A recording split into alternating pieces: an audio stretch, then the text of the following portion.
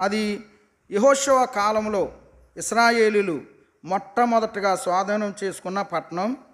ఆ ప్రాకారాన్ని కేకలతో గెలిచి దానిని పడగొట్టి ఆ పట్టణాన్ని జయించిన పట్టణం. అది శాపగ్రస్తమైన పట్టణం అని చూస్తున్నాం.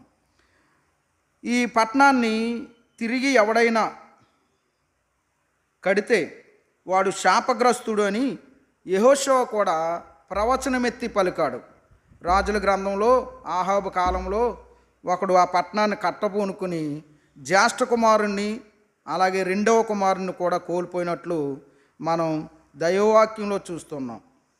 శాపగ్రస్తమైన పట్టణం, శాపగ్రస్తమైన మనుషులున్న పట్టణం, శాపగ్రస్తమైన వస్తువులున్న పట్టణంలోనికి ప్రభు అయిన యేసుక్రీస్తు వారు అడుగుపెట్టి అక్కడ కూడా ఆయన ఏం చేశారు?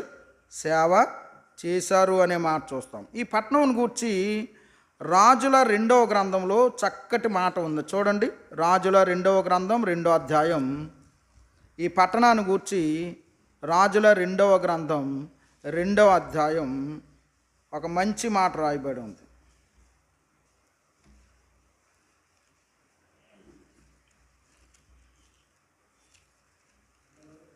అవునా? 2వ రాజుల గ్రంథం 2వ అధ్యాయం 19వ వచనం.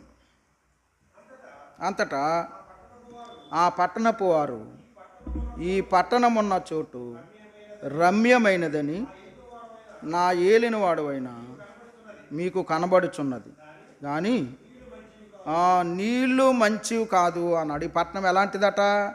రమ్యమైన పట్టణం, అందమైన పట్టణం, సౌందర్యవంతమైన పట్టణం, ఐశ్వర్యవంతమైన పట్టణం, కానీ నీళ్ళు మంచివి కావు అన్నాడు. ఈ పట్టణంలో నీళ్ళు మంచివి కాదు. అందుచేత ఏమైంది అంటే భూమి నిస్సారమైపోతుంది అన్నాడు 19వ వచనంలో. భూమి నిస్సారమైపోతుంది. ఎలీషా సేవా ప్రారంభంలో మొట్టమొదటగా ఆయన చేసినటువంటి అద్భుతం ఇదే. అందుచేత ఆ పట్టణంలో ఎలీషా నీటి ఓట అని పేరు కలిగినటువంటి ఈ ఓటకే ఆ పేరు పెట్టబడింది. అప్పుడు ఎలీషా ఏమన్నాడంటే, క్రొత్త కుండ తీసిరండి, ఉప్పు తీసిరండి అని వాటిని తీసుకుని వెళ్ళి ఆ ఓట దగ్గరికి వెళ్ళి యెహోవా సెలవిచ్చినదేమనగా ఈ నీటిని నేను బాగు చేయుచున్నాను అన్నాడు.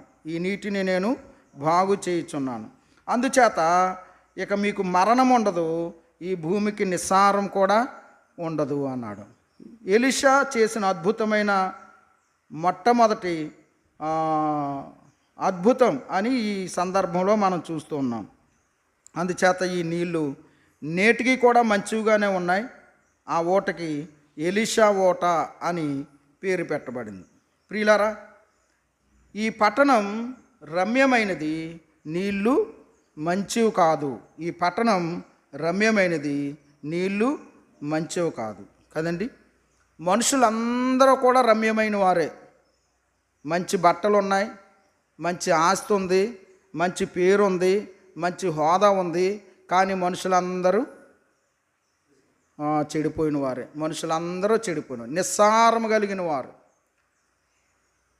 ఆ పట్టణంలో ఉన్న నీళ్లు నిస్సారమైనవి, భూమి నిస్సారమైనది.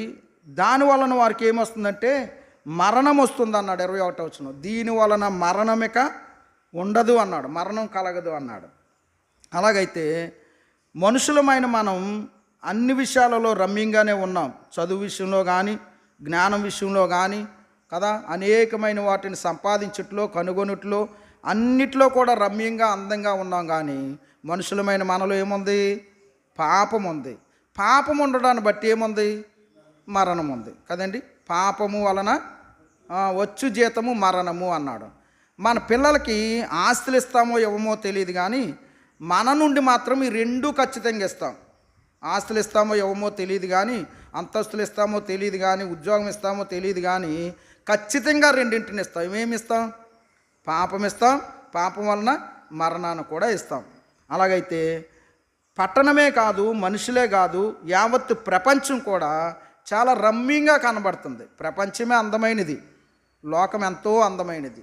అయితే మనుషులు, లోకం కూడా చెడిపోయింది అని మనం గమనిస్తున్నాం. దేవుడు భూలోకమును చూడగా అది చెడిపోయి ఉండేను అన్నాడు. ఆదికాండం 6:12 భూలోకమును చూడగా అది చెడిపోయింది. అందమైన లోకం, కానీ లోకం చెడిపోయినట్లుగా గమనిస్తున్నాం. ఇట్టి లోకాన్ని బాగు చేయడానికి ప్రభు అయిన యేసుక్రీస్తు వారు ఈ లోకానికి వచ్చి మనందరి కొరకు ప్రాణం పెట్టి చనిపోయి సమాధి చేయబడి తిరిగి లేచాడు.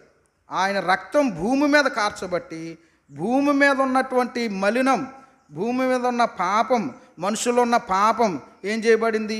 కొట్టివేయబడింది. ఇదిగో లోక పాపమును మోసుకొని పోవు దేవుని గొర్రెపిల్ల అన్నాడు కదండి. ఇప్పుడు లోకానికి పాపం లేదు, లోకానికి పాప శిక్ష లేదు, లోకానికి పాపానికి